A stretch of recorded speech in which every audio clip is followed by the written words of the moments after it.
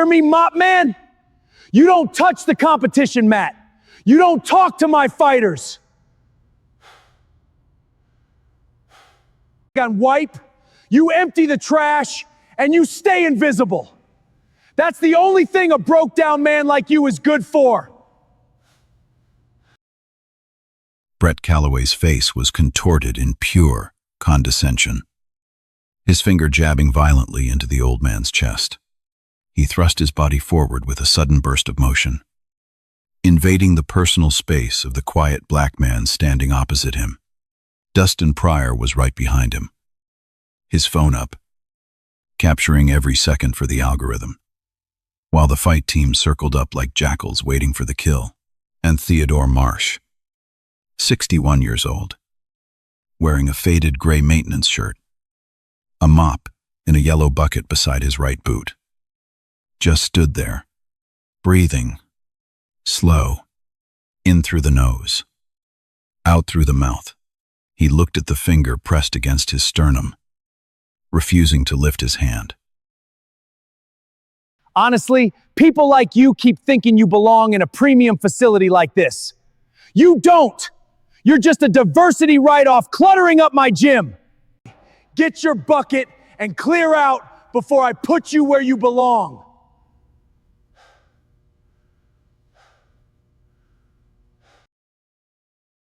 Brett had no idea that in exactly 90 seconds, his undefeated empire would completely crumble. He had no idea who this janitor really was, or that the undisputed world champion was about to walk through that door and drop to both knees on the mat before him. But before you watch that happen, you need to know who Theodore Marsh actually was, because the world had decided what he was worth. The second he put on that gray maintenance shirt, and the world was about to find out it had been wrong for 2.5 years. There is a particular kind of silence that follows a man who has lost something he cannot replace. Theo Marsh carried that silence into Crucible Combat Academy every morning at 4:45 in the morning, a full hour before anyone else arrived. And he carried it back out every night long after the last fighter had gone home. He drove a rusted old pickup truck with 250,000 miles on it. He wore the same 2 pairs of work boots in rotation, resoled twice each. He ate the same lunch at the same steel bench by the loading dock. Rice, beans, a boiled egg out of the same dented tin he'd been eating out of for 30 years. The young fighters had a name for him before they ever learned his real one. They called him Mop Man, the Ghost, Old Boy, and Theo answered to all of it without flinching. Because a name is just a sound, and he had long ago stopped letting sounds get inside him. What none of them knew, what not one person in that gleaming glass building knew, was that 26 years earlier, before the sport even had a name worth saying on television, before the cages and the pay-per-views and the billion-dollar promotions, Theodore Marsh had been the man who built champions. He'd grown up in Del Paso Heights, the part of Sacramento, the city forgot on purpose, liquor stores and shuttered churches and boys who learned to throw hands before they learned to read. Theo had been one of those boys, but a Korean judo man named Mr. Pak ran a basement dojo behind a laundromat. And Mr. Pak saw something in the angry 13-year-old that the angry 13-year-old could not yet see in himself. Discipline, stillness, a body that understood leverage the way other people understood breathing. By 22, Theo Marsh was a 2-time Pan-American judo champion. By 26, he'd torn a knee that ended the Olympic dream forever. And instead of disappearing into bitterness, he'd gone home to Del Paso Heights, taken over a dying boxing gym on Marysville Boulevard, hung a hand-painted sign over the door that read, Cornerstone, and started teaching the neighborhood's throwaway kids how to control a human body without breaking it. That gym became a legend in the quiet way that real things become legends by word of mouth, by results, by the slow accumulation of saved lives. Cornerstone never advertised. It never had a sponsor. The heat broke every winter, and Theo fixed it himself. And out of that crumbling building on Marysville Boulevard, Theodore Marsh cornered 3 different fighters, all the way to world titles in the early, lawless days of the sport. Back when mixed martial arts was a thing. They ran in bingo halls and nobody got rich. He invented transitions that coaches now teach as gospel. He drilled escapes that have his fingerprints all over them and his name on none of them. There are men in the Hall of Fame right now who learned the most important thing they know on a blood-stained mat in a forgotten Sacramento neighborhood from a black man most of the sport has never heard of. And then there was Andre. Andre Boyd walked into Cornerstone at 9 years old with a black eye his mother had given him and a chip on his shoulder the size of the county. Theo took one look at the kid and saw the boy he himself had been. Ça me fire. Same hurt. Ça m'est impossible. God-given gift for leverage and timing that you cannot teach and cannot fake. Theo coached Andre Boyd for 11 years. Fed him out of his own kitchen when the boys' home fell apart. Sat in the front row at his high school graduation. The first Boyd in 3 generations to get a diploma. Andre called Theo Pops. And Theo never corrected him. Because somewhere along the way, it had stopped being a nickname and started being the truth. By 20, Andre Boyd was the best young fighter the sport had ever produced. Undefeated, intouchable, destined, and that is where the silence comes from. Because the sport, in those days, had no commission worth the name, no real medical oversight, no rule that said a 20-year-old kid could not be matched against a man 30 pounds heavier on 3 days' notice if a promoter waived enough cash. A man named Sully Dorn, a promoter with a gold watch and a dead conscience, offered Andre a main event against a heavyweight veteran. A brutal mismatch. For money the Boyd family had never dreamed of. Andre said yes before Theo could stop him. The boy wanted to buy his mother a house. Theo begged him not to take it. Andre took it anyway. In the 3rd round, Andre Boyd took a knee he should never have been allowed to take. Against a man he should never have been allowed to face. And his corner, Theo Marsh, the greatest cornerman of his generation, saw the boy's eyes go wrong and reached for the towel 1/2 second too late. Andre died in a Sacramento hospital 40 hours later. A brain bleed. He was 20 years and 4 months old. They buried him in the gi Theo had given him on his 18th birthday. And the morning after the funeral, Theodore Marsh locked the doors of Cornerstone, took down the hand-painted sign, and walked away from the sport he had given his entire life to. He told himself it was penance. He told himself a man who could not protect the one boy he loved most had no business standing in anyone's corner ever again. He kept exactly 2 things from the old gym, and he kept them in a footlocker at the end of his bed where he could see them and where they could keep him honest. The first was Andre's gi, washed and folded into a perfect square, the white belt still tied around it. The second was Theo's own black belt, the one Mr. Pock had given him 40 years before, worn so thin across the middle from 4 decades of use that the black dye had frayed entirely away, leaving a band of pure white at its center. Every judoka in the world knows what that means. They will tell you that if you train long enough, hard enough, true enough, your black belt slowly wears back to white until the master is a beginner again, and the circle is complete. Theo Marsh's belt was white at the heart. He had earned it the hard way, and he had stopped believing he deserved it. For 4 years he did construction. Then his back went. Then a job posting for night maintenance at a new combat academy across town crossed his path. And Theo Marsh, who could not stay away from the smell of mat chalk, no matter how hard he tried, took a mop and a bucket and walked into Crucible Combat Academy under a name nobody recognized, to be near the only thing that had ever made him whole, without ever having to be part of it again. That was the deal he made with his own grief. I will clean their mats. I will fold their towels. I will keep the place where boys learn to fight, but I will never coach again, and I will never fight again, and I will never let my hands hurt one more person as long as I live. He held that vow for 2.5 years. He was about to find out what it would cost him to keep it. Crucible Combat Academy was everything. Cornerstone had not been. 32,000 square feet of polished concrete and exposed steel in a development just off the highway in Roseville, where the parking lot held more leased German cars than a luxury dealership.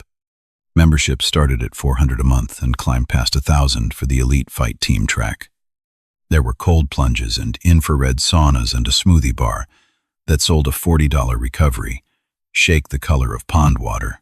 Every column on the floor was wrapped in a 6-foot vinyl banner, and every banner had the same face on it: Brett Calloway.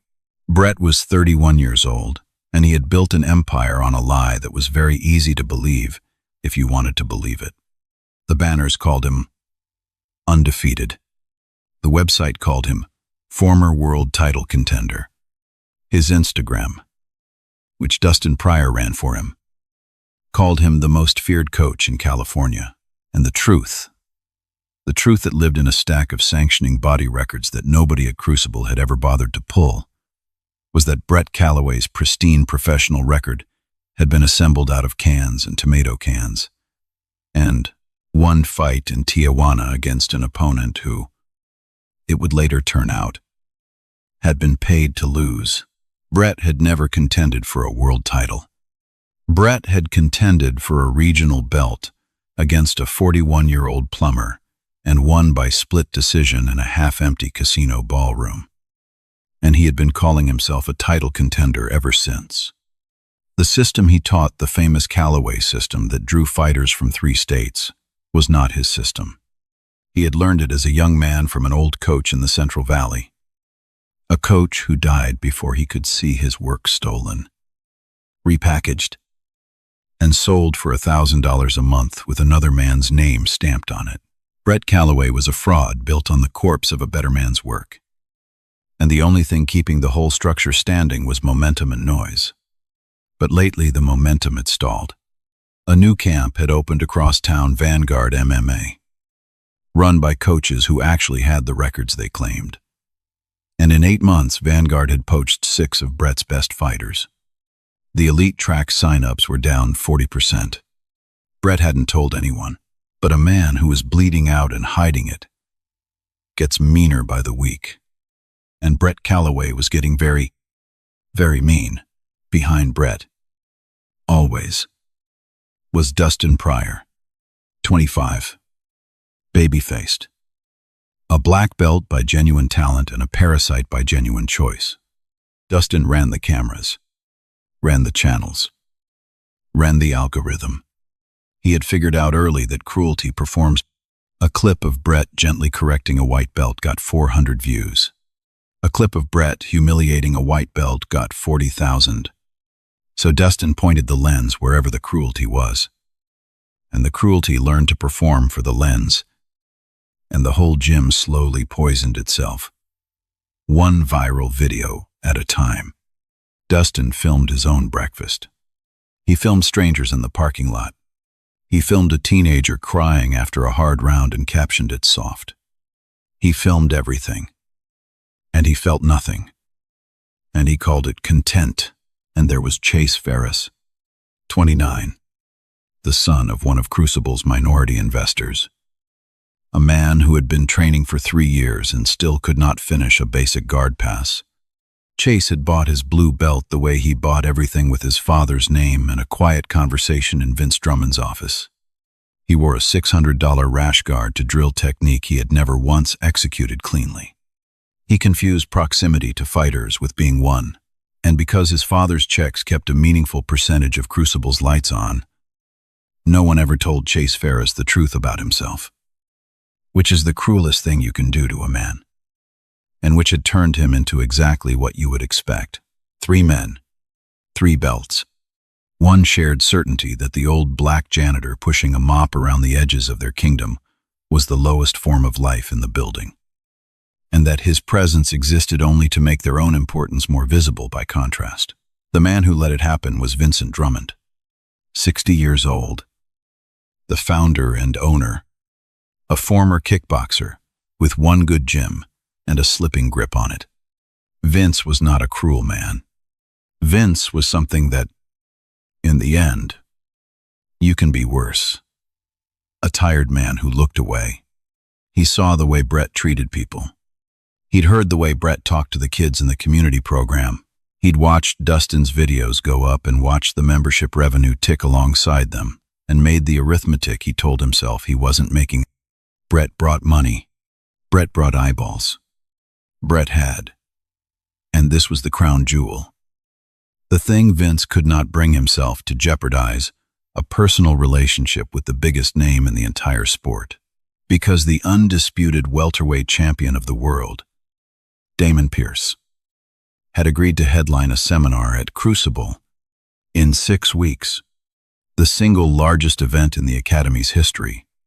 Brett had been telling everyone for months that he and Damon were close, that he'd called in a favor, that the champ was coming because of him. It was a lie like all of Brett's lies, but it was a lie that sold 300 tickets at $200 a head. And Vince Drummond was not about to let an old man with a mop get in the way of the biggest payday of his life. So when Brett Calloway started in on Theo Marsh, Vince Drummond did the thing tired men do. He looked away. It did not start with violence. The cruel things rarely do. It started the way it always starts, with the assumption that some people simply do not count. The first time Theo Marsh ever crossed Brett Calloway's radar was over the children, because there was one more thing about Theodore Marsh that nobody at Crucible understood the meaning of. 3 evenings a week. After his shift technically ended, Theo ran a free class, not for the members, for the kids 11, 12, 14 of them from the apartments off Watt Avenue, the rough side, the side Crucible's marketing pretended did not exist. Vince had agreed to it years ago as a tax write-off and a press release line Crucible gives back. He'd assigned it the worst time slot, the back mat, no equipment budget, and the lowest status staff member in the building to run it, which is how it had landed on the janitor. Vince thought he was throwing a bone to a poor neighborhood. What he had actually done, without having the first idea, they was hand a dozen forgotten children, the most decorated grappling coach in the history of the state. For free. 3 nights a week. The kids didn't know who Theo was either. But the kids knew what the fighters didn't. They knew that the old man's hands were the gentlest hands they had ever felt, and the most certain. They knew that when Mr. Roken, Marsh corrected your posture, the correction was so small and so exact that your whole body suddenly understood something it had been getting wrong your entire life. They knew he never raised his voice and never had to. They knew he remembered every one of their names, and their birthdays, and which ones hadn't eaten, and which ones flinched when a grown man moved too fast, and why. And one of those kids was Tyrell Jennings. Ty was 14, small for his age, all elbows and caution, raised by a mother named Renee, who worked 2 jobs and prayed over him every single night, because the streets outside their door ate boys like Ty for breakfast. Ty had been coming to Theo's back mat class for 8 months. He was, quietly, the most gifted student Theo had coached since Andre Boyd. And Theo knew it. And Theo had told no one. Because the last gifted boy he loved was in the ground. And Theo had promised himself he would never again let the world know which child was the special one. The special one was the one they came for. Brett Calloway's first crime against Theo Marsh was kicking the children's mats. He did it on a Tuesday, walking a sponsorship rep through the facility, a man in a quarter zip holding a tablet. Brett raised his voice, theatrical, loud enough to carry across the floor to where the kids were lining up. And back here is our community wellness initiative. He gestured at the dozen children in their mismatched Donated gear. We try to give back. You know, keep the local kids off the corners. It's not real training, he chuckled. The rep chuckled. It's more like glorified daycare. But it looks great in the brochure. He waited until Theo bent to set a foam pad in place for the kids. Then he kicked it. The pad skidded across the polished floor and clipped the old man's shin. Theo didn't react. Didn't flinch. The rep stopped chuckling. Whoops. Brett said, "You good. Pal, try to keep your little playground tidy. We've got real members who pay real money to use this space." He leaned toward the rep, but pitched it loud enough for the children to hear every syllable. Honestly, half these kids will be in county lockup by 20. But hey, optics. A small sound came from the line. Ty Jennings, 14 years old, had flinched. Theo Marsh looked up at Brett Calloway. Slow, steady, the way a mountain looks at weather. He did not speak. He walked to the foam pad, picked it up, walked it back, and set it down in exactly the place it had been. Then he turned to 12 children and said, in a voice, worn rough as gravel, but clear as a bell, "Tonight we work the hip escape, because the first thing the world does is try to put you on your back. And the first thing you learn is how to get up." The rep wasn't laughing anymore. He glanced at Brett. Brett forced a grin and steered him away. Dustin Pryor had filmed the whole thing. He posted it that night. Coach Brett checking in on the daycare program, staying humble. 19,000 views in 12 hours. Comment after comment laughing at the old man who took a kick pad and a mocking word and simply put the pad back. But what Brett Calloway had just done in front of a sponsorship rep, in front of a dozen child witnesses, on a live-streamed phone, was lay down the first board of a floor he would one day fall through. He just didn't know it yet. None of them did. The second cruelty was the scar. It came the following week. Theo was demonstrating a wrist control for the kids. Slow. For the third time, when Chase Ferris strolled through the back mat with two prospective members he wanted to impress. Chase stopped mid-stride and pointed. "Whoa, look at the arm on the old-timer." Theo's sleeve had ridden up past the elbow. Down the inside of his right forearm ran a long, raised, pale-edged scar. A burn. Decades old.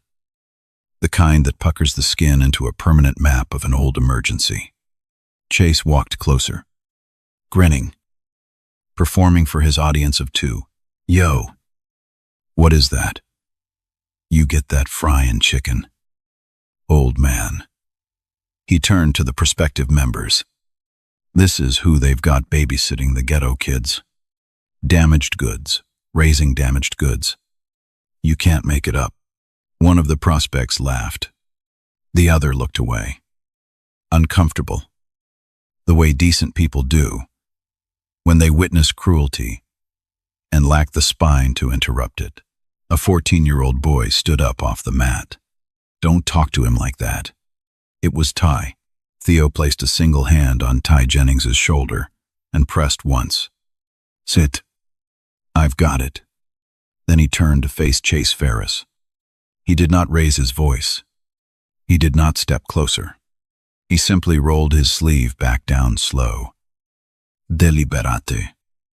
His eyes never leaving Chase's face, and held the young man's gaze in a silence so complete that Chase's grin curdled and died on his own mouth. Then Theo turned back to 12 children as if nothing had happened. "Wrist control. One more time. The grip lives in the pinky, not the thumb." Chase Ferris left, but the children had seen something the grown men hadn't. They'd seen the old man's hand tremble once, just once, as he rolled the sleeve down. They didn't say anything. They didn't have to. That scar had a story, and the story had a weight. and you could feel it walk into the room and sit down even if you couldn't name it. After class, Ty stayed behind to roll the mats. "You okay?" "Mr. Marsh," Theo nodded. Then, quieter. "You okay?" Ty's jaw worked. He sounded like the dude my mom used to date. Theo sat down on the mat next to the boy. He didn't speak.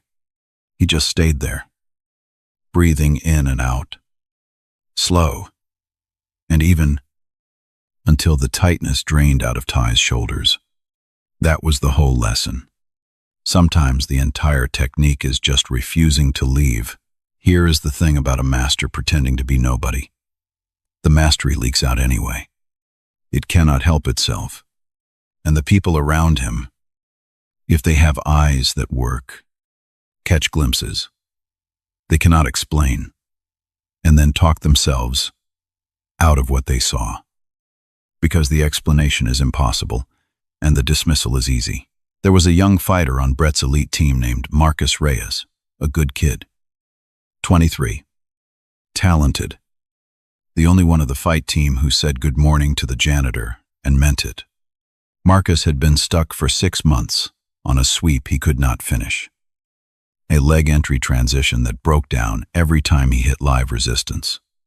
Brett kept telling him to do it harder.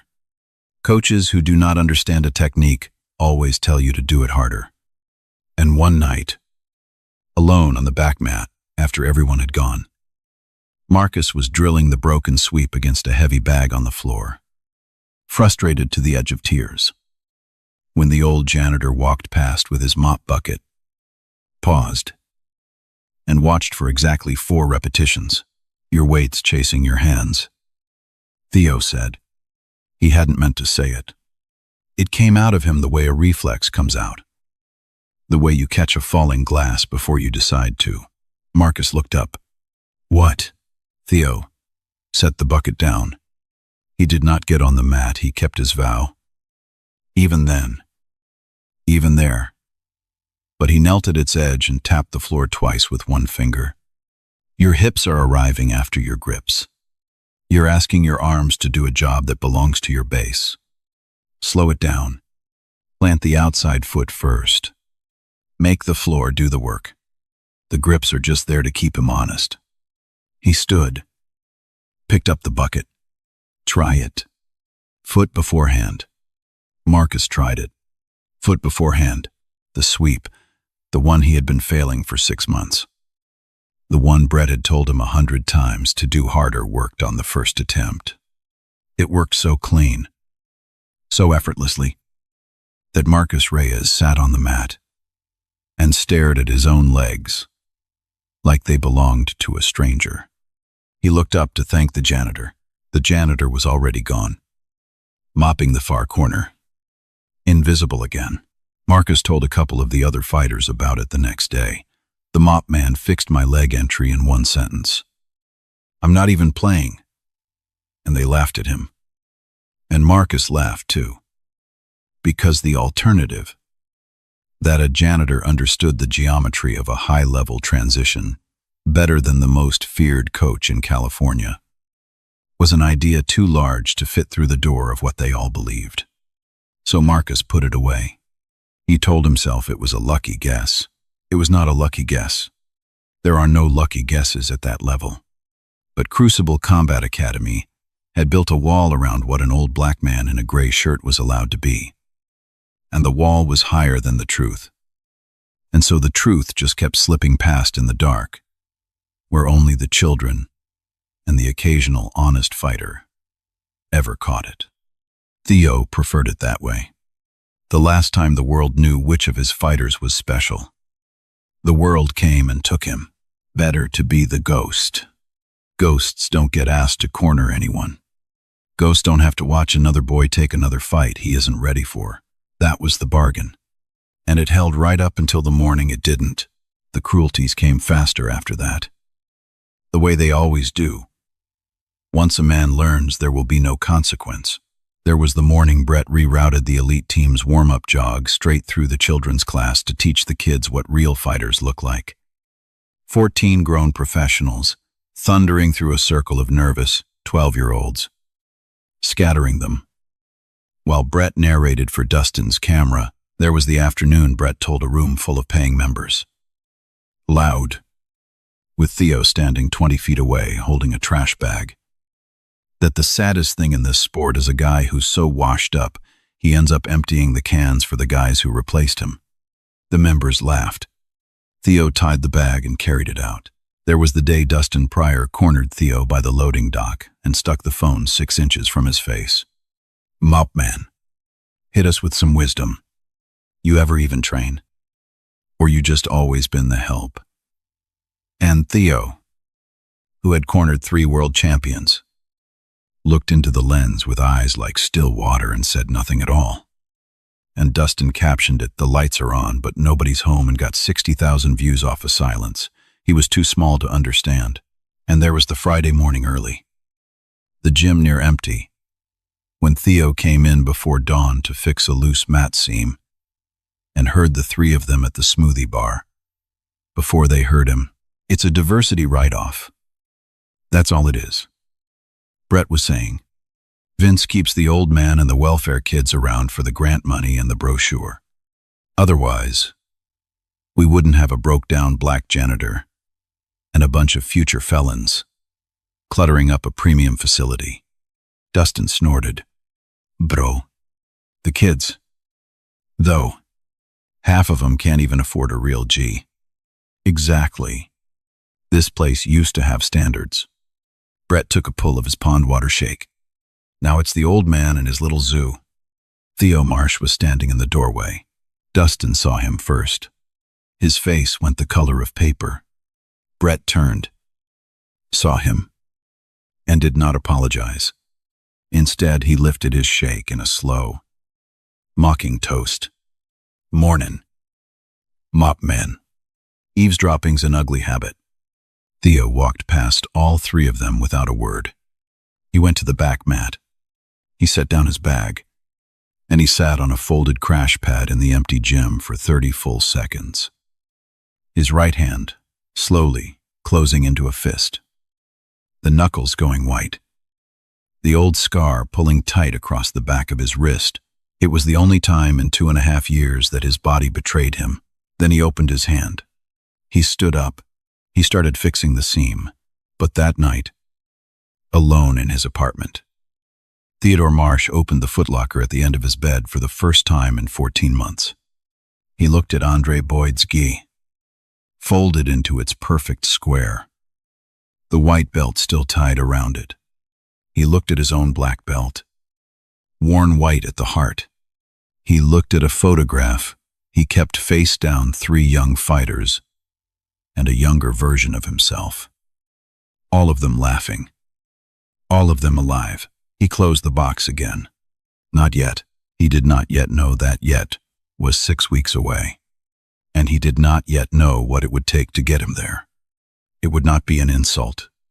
He had survived 10,000 insults. It would not be a slur or a kicked mat or a viral video. It would be the sound of a 14-year-old boy hitting the floor. It happened on a Thursday. 11 days before the Damon Pierce seminar, Brett Calloway had a problem. And the problem had a name. Vanguard MMA. The rival camp had just announced that they were running a free youth clinic, a real one, with real coaches and donated gear and a press release that made Crucible's community wellness initiative look exactly like the tax dodge it was. The local paper had picked it up. The phrase, "while Crucible relegates its youth program to a janitor," and the back mat appeared in print, in black and white, where Vince Drummond could read it over his morning coffee. Vince called Brett into his office. Brett came out furious. And a furious man who is bleeding out and hiding it does not get smarter. He gets cruel in ways that leave marks. Brett's plan was simple, and it was sick. He would showcase the youth program.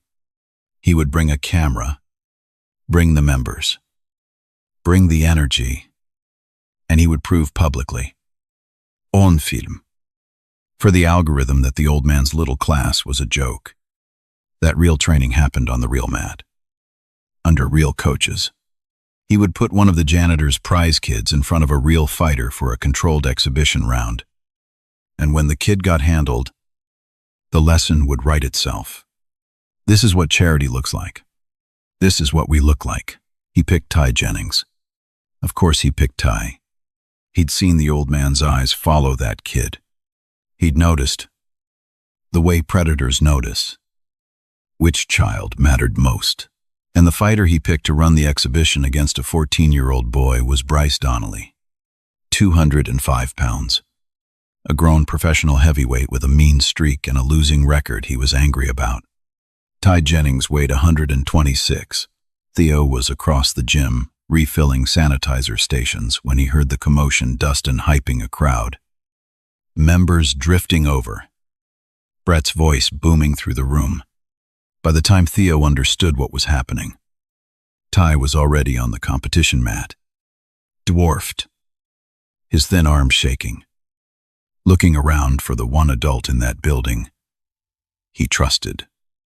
And that adult was 40 feet away with a spray bottle in his hand. Relax. Relax. It's a controlled round.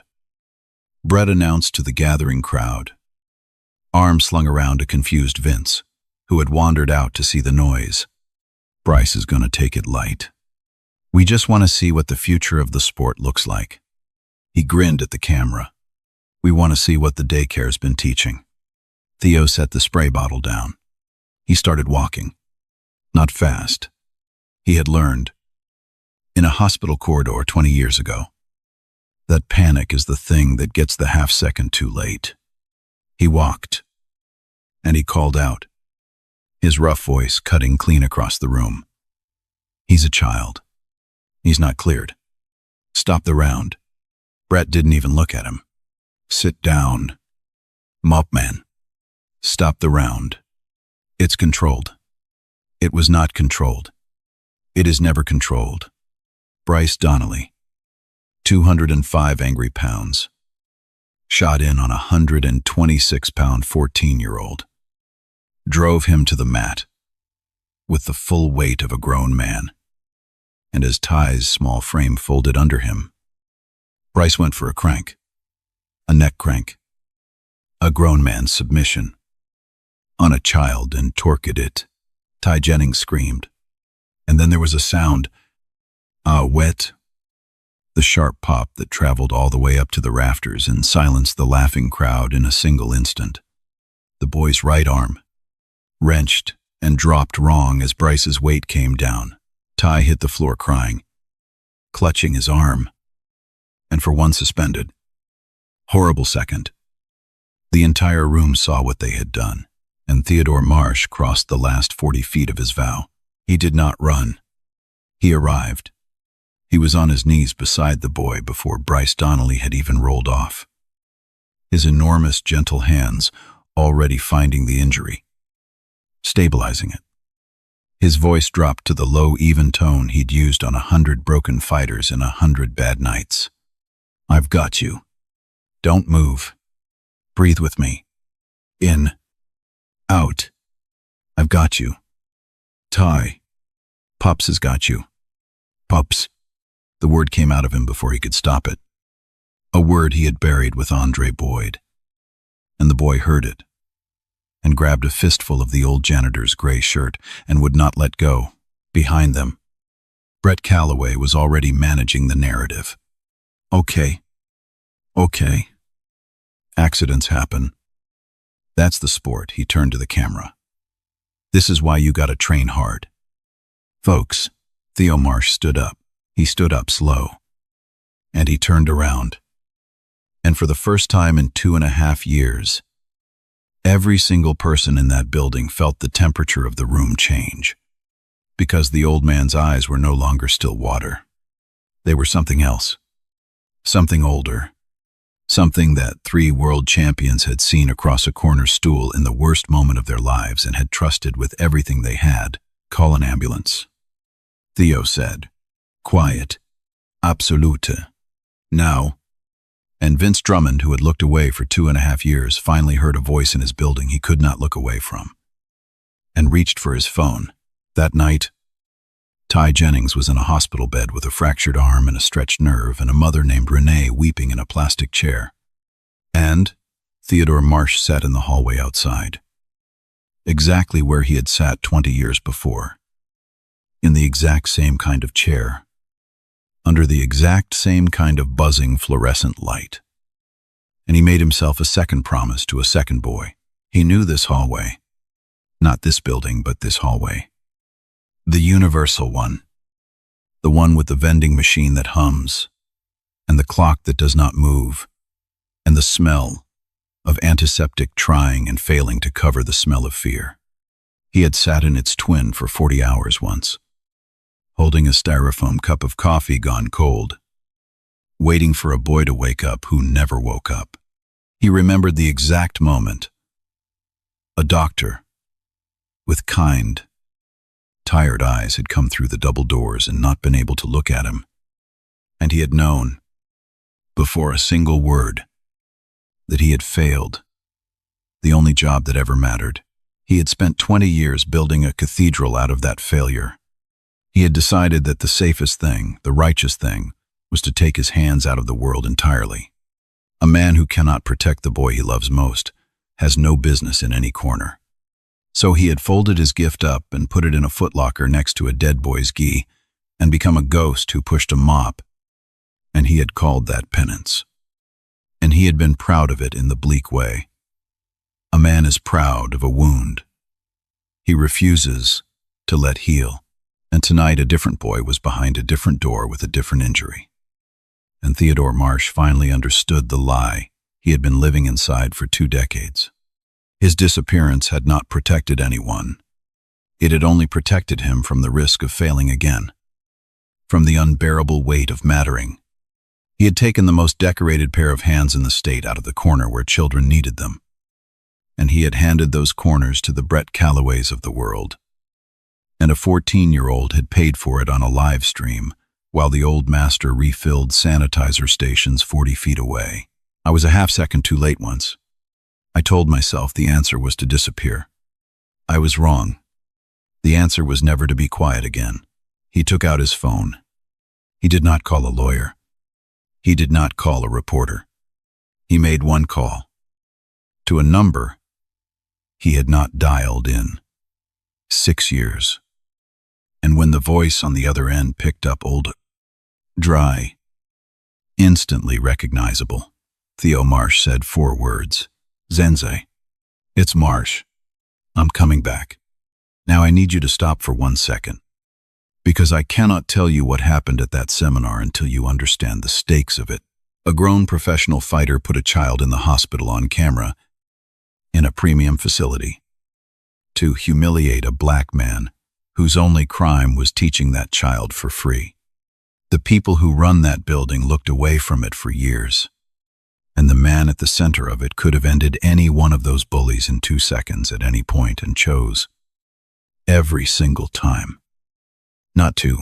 So before I tell you who walked through the front door of Crucible Combat Academy 11 days later, and before I tell you what the most famous fighter on the planet did, the instant he laid eyes on the old janitor with the mop, I have to ask you something. And I read every single answer. A man padded a fake record, stole a dead coach's life's work, and then broke a 14-year-old's arm to protect his own ego. Tell me right now, in the comments, what does that man deserve? And have you ever watched the world disrespect someone, a coworker, an ilda, a quiet person, doing honest work, with no idea who they really were? Drop it below. Then keep watching, because in about 90 seconds of screen time, the whole world is going to find out exactly who Theodore Marsh is. The seminar sold out, 300 tickets at $200 each. Press along the back wall. 2 camera operators on tripods and a 3rd drone overhead. Dustin Pryor live streaming to 41,000 viewers. Brett Calloway, in a brand new gi, with sponsor logos on every panel, working the room like a man who believed this was his coronation. Chase Ferris in the front row in a tracksuit that cost more than the boy Ty Jennings's mother made in a month. And up on the banners, 6 feet tall on every column, Brett's own face, multiplied, watching itself. The Jennings family was there. Renee had not wanted to come, but Ty arm in a sling. 14 years old. Jaw set had insisted, because Mr. Marsh had asked him to, and Ty Jennings would have walked through fire for Mr. Sleeshan. Marsh. The whole backmat class was there.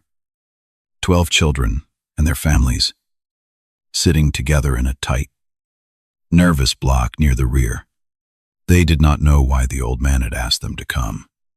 They only knew that he had, and that he had looked them each in the eye when he said it, and that you did not say no to that. Theodore Marsh was there too, in his gray maintenance shirt, with his mop and his yellow bucket, working the perimeter of the mat, invisible as ever, because Brett had made very sure to schedule the janitor to work the event he was being humiliated at, and Brett Calloway, drunk on the size of the crowd and the imminent arrival of the biggest star in the sport, decided that the perfect way to warm up 300 people was one more cruelty. He grabbed the microphone. Before our special guest arrives, Brett boomed. I want to do something fun. Y'all know we run a little community program here. Charity stuff.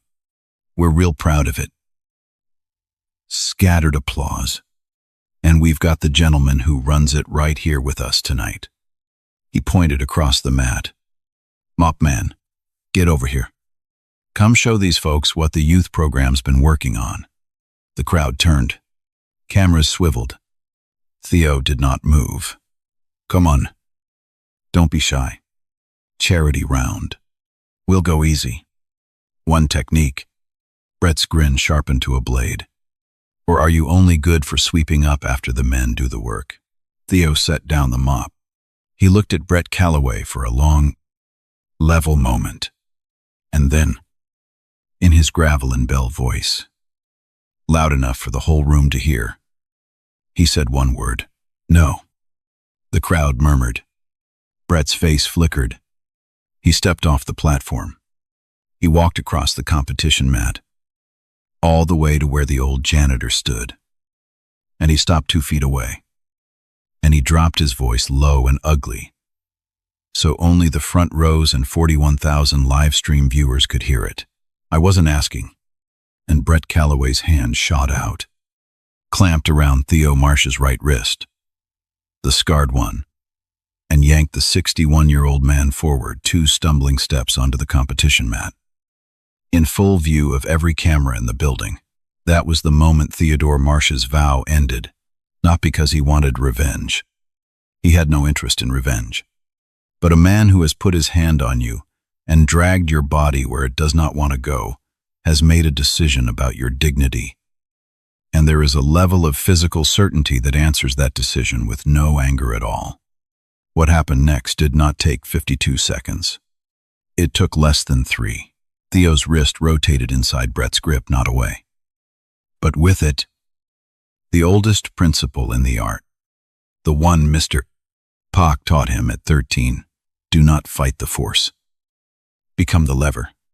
Brett's own grip became the handle. Theo's left foot slid behind Brett's right ankle. His hips dropped 2 inches and turned.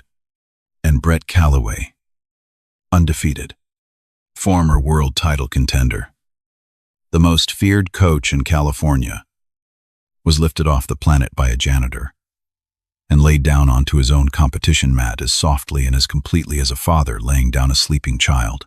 No slam, no injury, no cruelty. Theo did not crank the wrist. He had been handed.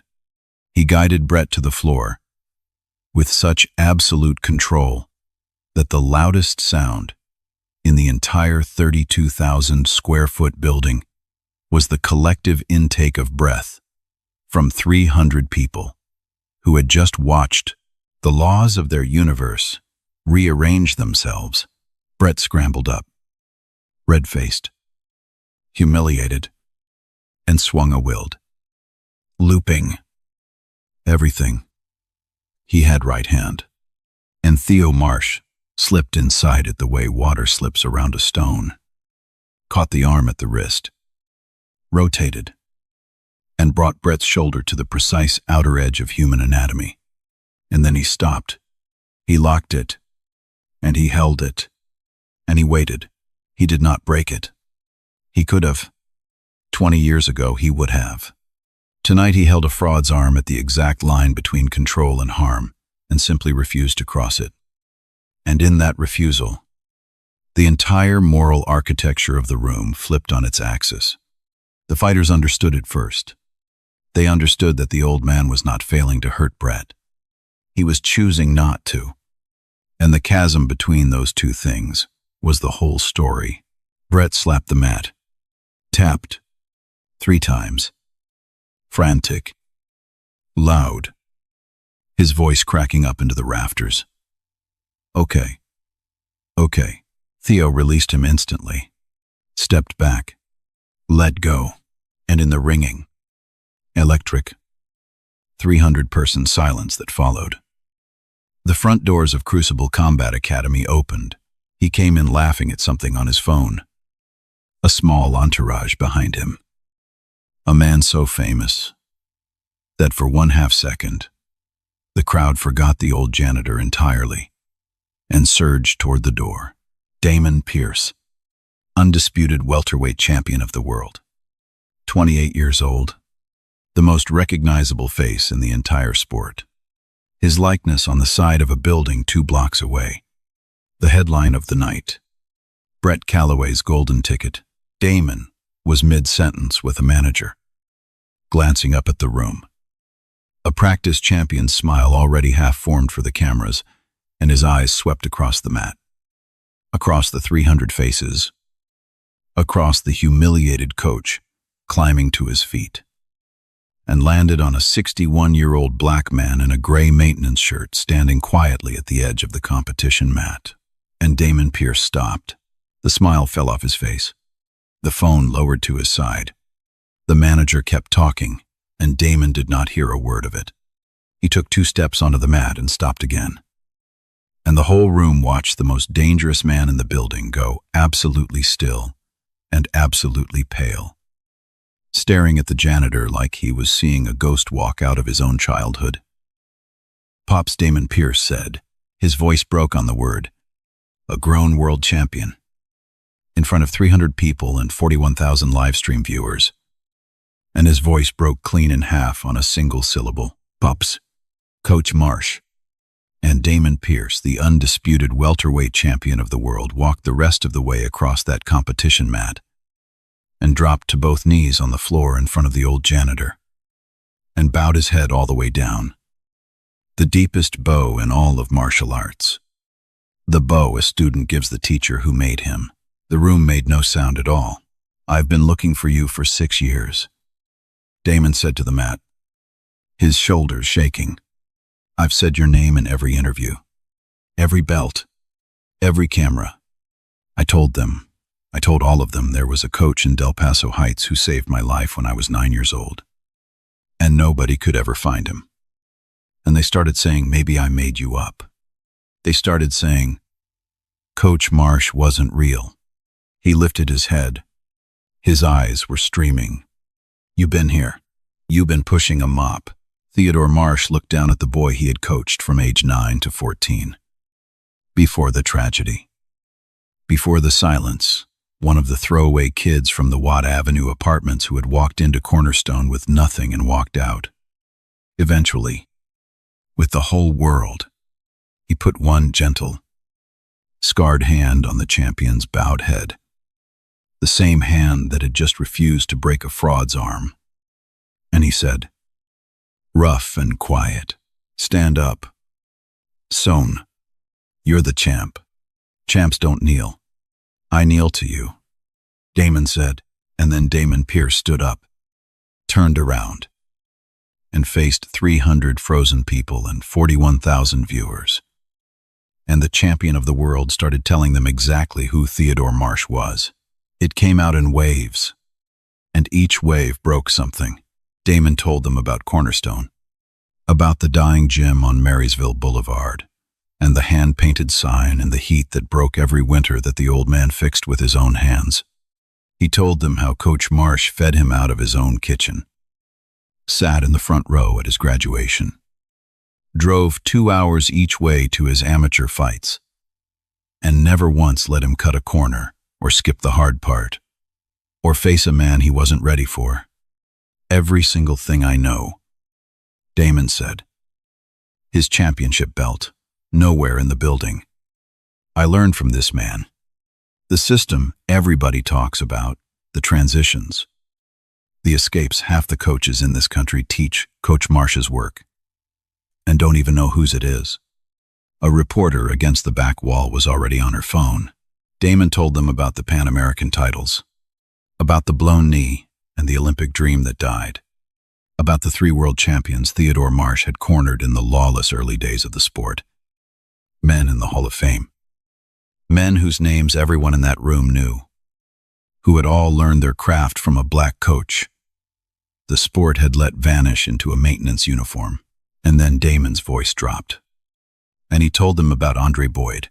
He told them about the gifted boy who was like a son to Coach Marsh, about the promoter with the gold watch who put a 20-year-old in a mismatch for money, about the night Andre took the fight he should never have been allowed to take, against a man he should never have been allowed to face, with no commission and no oversight and no rule to stop it, about the half-second, about the hospital, about the gi they buried him in, about a coach so destroyed by the death of the one boy he could not protect that he locked his own gym, took down his own sign, and made a vow never to fight or coach again, a vow he had kept for 20 years, and had broken tonight, in this building, to protect another gifted, throwaway, beloved 14-year-old child. Damon Pierce turned and looked at Ty Jennings, sitting in the back with his arm in a sling. He came back.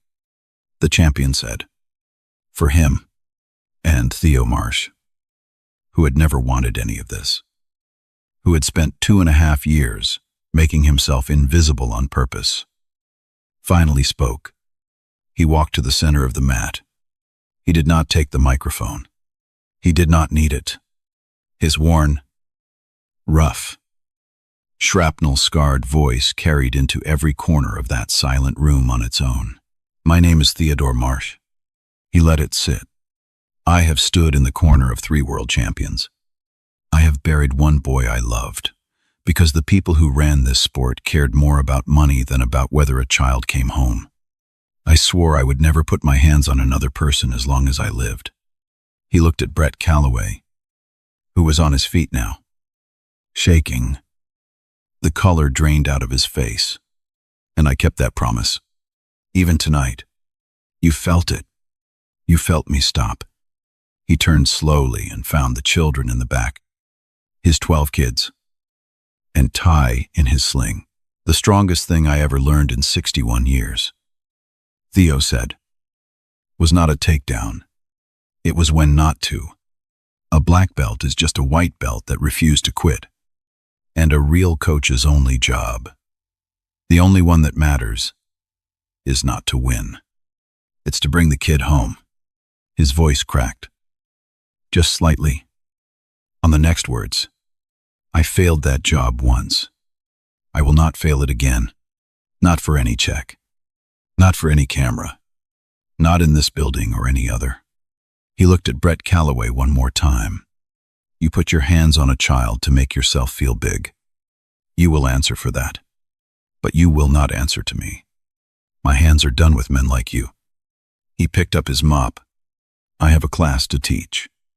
And Theodore Marsh walked off the competition mat, past the frozen crowd, past the broken coach, past the toppled empire of Brett Calloway, and back toward the children he had come there to protect, leaving a fraud standing in the wreckage of his own design. On a mat, under banners of his own face, in front of the whole world. It did not require a courtroom. The sport reckoned with itself. The way a body reckons with poison. By midnight, the clip had been mirrored to 11 platforms. Bidum. Every major outlet in the sport was running the same headline. World champion discovers his legendary lost coach, working as a janitor, and the story behind it is a scandal. By the end of the week, it had been watched 19 million times. Nobody was laughing at the old man who put the pad back anymore. They were finding Dustin Pryor's old videos and replaying them with horror 2.5 years of a master's quiet dignity. Captioned as the punchline, by a parasite who never understood what he was filming. And then the others came forward. Because Damon Pierce was not the only world champion Theodore Marsh had built. He was only the one who happened to walk through the door. Once the story broke, once the name Marsh hit the feeds, 2 more men recognized it instantly. 2 men whose faces are on the wall of the Sports Hall of Fame. 2 men who had spent careers being asked who taught them and giving the same answer to interviewers who never bothered to chase it down. A coach in Sacramento. A man named Marsh. You wouldn't know him. The first was a retired legend. 51 now. Gray and heavy and beloved. Who recorded a video from his own living room with tears on his face and posted it without editing it. I've been telling people about Coach Marsh for 30 years. He said, every champion I ever fought, every camp I ever ran, I told them there was a man in Del Paso Heights who took broke. Angry kids with nothing and turned them into the most technical fighters of a generation. And he never took a dime of credit.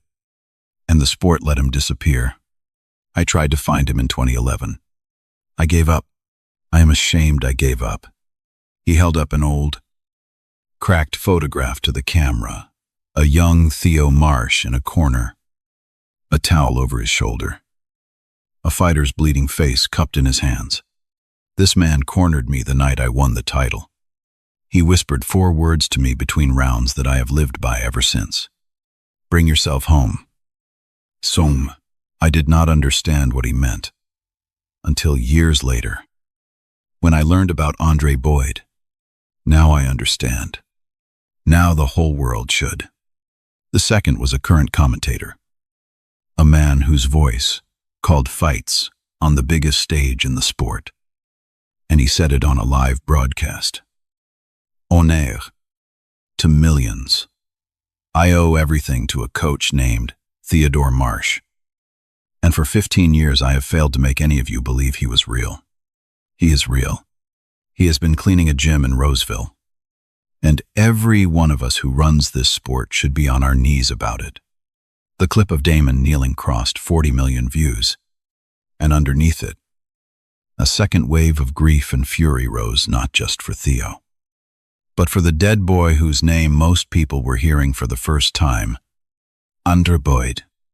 The promoter who had built the mismatch that killed him, a man named Sully Dorn, was found, retired and rich, in a gated community in Arizona. He declined to comment. The internet did not require his comment. The story of the gold watch and the dead conscience and the 20-year-old who wanted to buy his mother a house went everywhere. And it became the engine of everything that came next. People did not just want Brett Calloway punished. People wanted the thing that killed Andre Boyd and broke Ty Jennings's arm, the disease that lets money decide whether a child comes home to be reckoned with at the root. And that is the part of this story that matters more than the punishment. Because the punishment was real, and the punishment was satisfying. But the punishment was not the point. Theodore Marsh had spent 20 years believing that justice meant his own disappearance. He was about to be handed a different kind of justice entirely. The kind you build, not the kind you watch fall on someone else.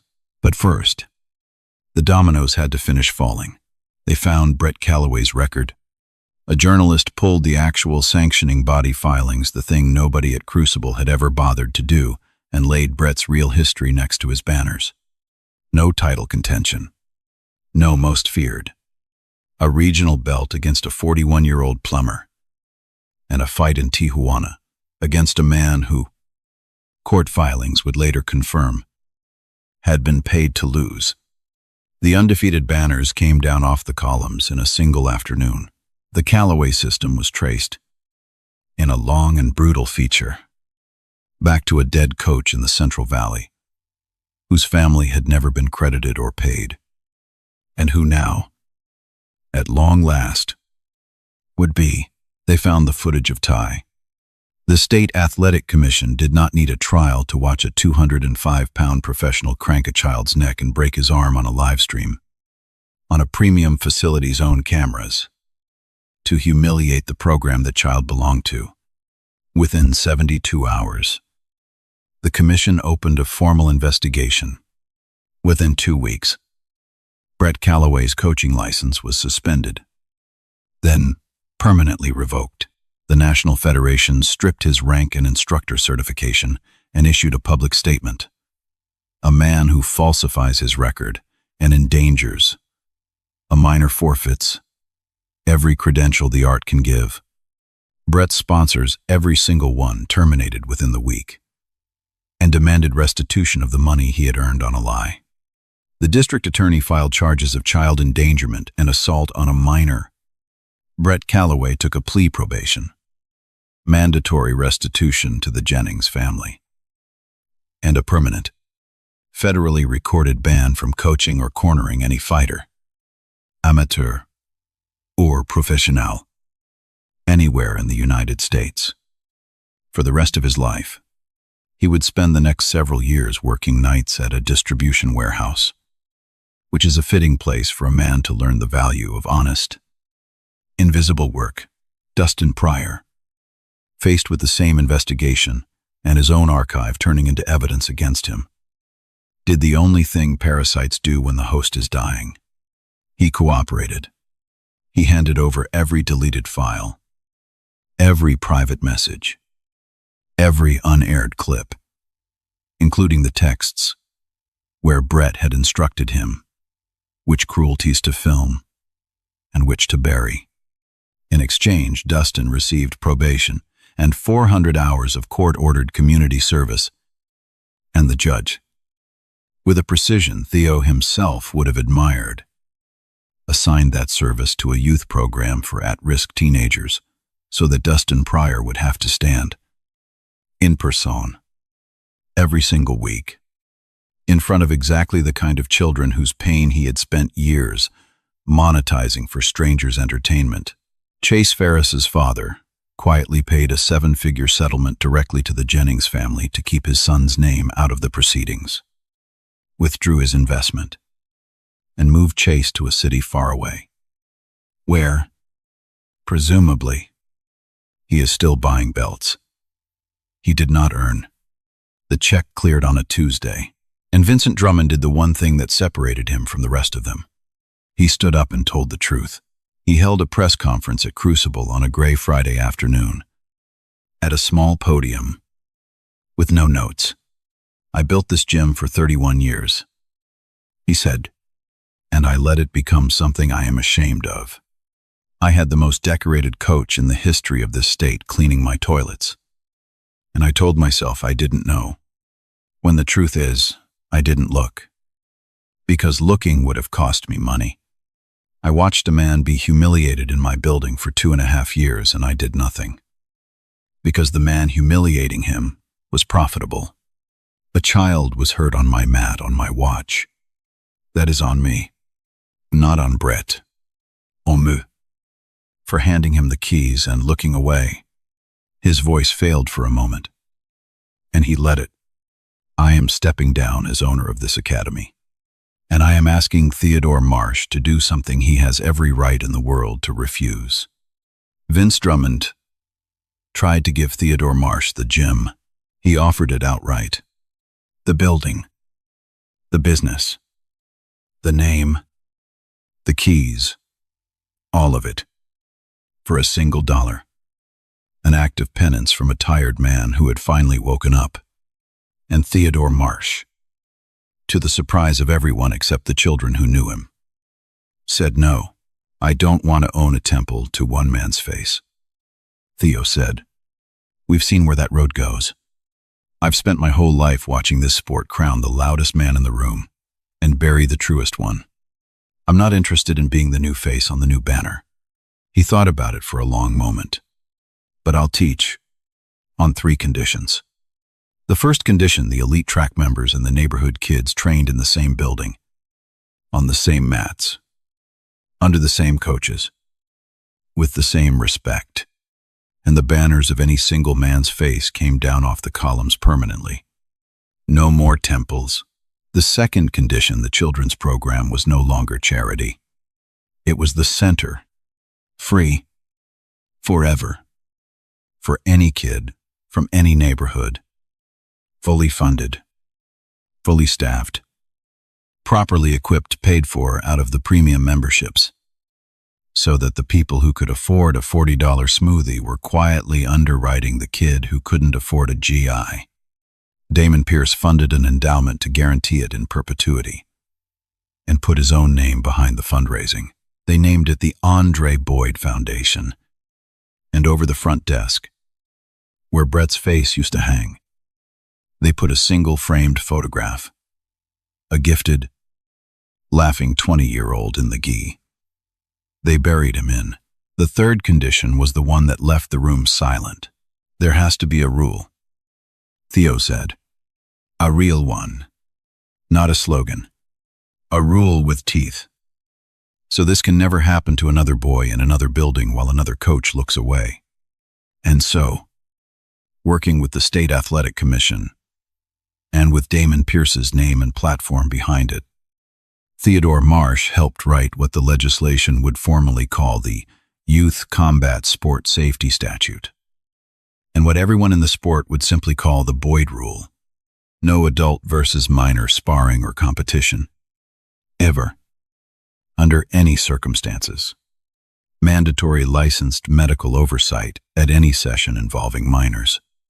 Mandatory injury reporting. And automatic, permanent decertification for any coach who falsifies a competitive record or endangers a child. It passed the state legislature with bipartisan support inside of a year, and the governor signed it on a Tuesday morning. At a long folding table on the main mat of the academy, with Theodore Marsh standing 2 feet behind him, and 12 children from the Watt Avenue apartment standing behind Theo. Theo did not speak at the signing. He did not need to. The pen scratched. The cameras flashed. And a new kind of protection was written into law, in the name of a boy who had not lived to see it. Within 4 months, 3 other states had introduced their own versions. Within a year, the phrase, "the corner's only job is to bring the kid home," was printed on the back of GIS in a dozen countries and tattooed on the forearms of coaches who had never met Theodore Marsh and never would. The phrase became a movement. 3 words. You started seeing everywhere. Bring them home. It meant I have the power to win, and I will lay it down before I let it cost a child more than they can afford to pay. Ty Jennings's arm healed in 5 months. The nerve took longer, but it came back, all the way back. He returned to the mat the week he was cleared, and on his first day back, Theodore Marsh handed him a folded square of white cloth, a gi, brand new. Ty's own, and told him a single sentence about the boy whose foundation paid for it. Ty Jennings is 16 now. He coaches the 8 and unders on Saturday mornings. He is, quietly, the most gifted student Theo has coached since Andre Boyd. And these days Theo lets the whole world know it, because he has learned that hiding the special one does not protect him. Protecting him protects him. There is a difference, and it took Theo Marsh 20 years and a broken vow to learn it. 1 year later, the academy opens at 5 in the morning. The lights come up slow over clean blue mats, worn soft in the right places. There are no banners of any man's face on the columns anymore. There is one photograph over the front desk, a laughing young fighter in a gi. Forever 20. And beside the office door, on a small shelf where every student passes it every single day. Two objects sit side by side, a folded gi with a white belt tied around it, and an old black belt, worn so thin across the middle that the die has frayed completely away, leaving a band of pure white at its heart. The students all know what it means now. They know the master wears his belt back to white. They know the circle closes. They know the man who taught them.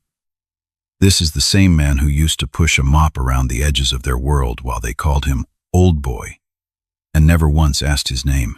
On a Tuesday morning, Theodore Marsh teaches a beginner's class.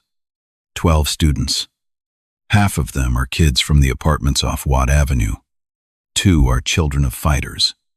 1 is a grown woman, a public defender, learning to escape a hold on her lunch break because of something that happened to her once that she has never told anyone. Theo's voice is stronger now than it was 2.5 years ago. The scar on his forearm is still there. It always will be, but he has built the strength back around it. Breath by breath, class by class, child by child, until the words come out exactly the way he wants them to come out. After class, a young woman stays behind to roll up the mats. Her name is Janelle. She is 19, new to the academy, 3 weeks in, and she has not yet told anyone why she walks the long way around any man who stands too close. She works in silence beside the old coach for a while. Then she looks at the scar on his right forearm and asks the question she has been holding for 3 weeks. "Coach, where'd you get the scar?" Theodore Marsh does not flinch. He thinks about a basement dojo behind a laundromat. He thinks about a hand-painted sign. He thinks about a boy named Andre, and a boy named Ty, and a champion who knelt on a mat, and a vow he kept too long, and then broke at exactly the right moment. "Fire," he says, rough and clear and steady. He folds the mat in his hands into a perfect square. The way you fold a guy, the way you fold a thing, you intend to keep, a long time ago. And then I spent 20 years thinking the answer to getting burned was to make sure I never lit a match again. He sets the folded mat down. He looks at the young woman. I was wrong about that. The answer was never to disappear. The answer was to stand in the corner, and this time, to say, "Stop before it's too late." Janelle nods slowly. She doesn't speak. She sits down on the mat next to him, and they roll the rest of them together. In silence, the way the best lessons are always taught. Behind them, the lights are on, the doors are unlocked, and somewhere in this country, on a back mat in a building that finally learned to look to, the loudest man is no longer the one in charge, and the truest one is teaching a child how to get up. I told you this story because I have watched the world decide what a man is worth before it ever learned his name. They looked at a gray uniform and a mop and a scar, and they decided they were wrong for 2.5 years. And they only found out by accident, because a champion happened to walk through the right door on the right day. But most of the Theodore Marshes in this world never get the champion. Most of them just get the mop, and the nickname, and the silence. And they carry more than you will ever know. And the world never finds out who they really were. So here is what I'm asking you. In the comments, tell me about someone in your life who deserves to be seen the way Theodore Marsh deserved to be seen on day 1 before anyone knew his name. Before the cameras. Before the truth came out. A janitor. An Hilda. A quiet coworker. A neighbor everybody underestimates. A coach who never got the credit. Tell me their name. I read every single one. Share this with one person who has ever been told they were only good for sweeping up after the people who replaced them. They need to hear how that sentence ends. And subscribe to this channel if you believe what Theodore Marsh believes. That real strength is the thing you choose not to do. That a black belt is just a white belt that refused to quit. And that that the only job that has ever truly mattered, in a corner or in a life, is to bring the people you love home. If you're a coach watching this, a real one, in any sport, in any gym, in any quiet building where children come to be made stronger, thank you. The kid in the back mat is watching you. Be the one who says stop. Remember the 3 words that became a movement. Bring them home. Remember the Boyd rule. And whatever room you walk into, stand in the corner. The mats are rolled. The lights stay on. The doors are unlocked tomorrow at 5.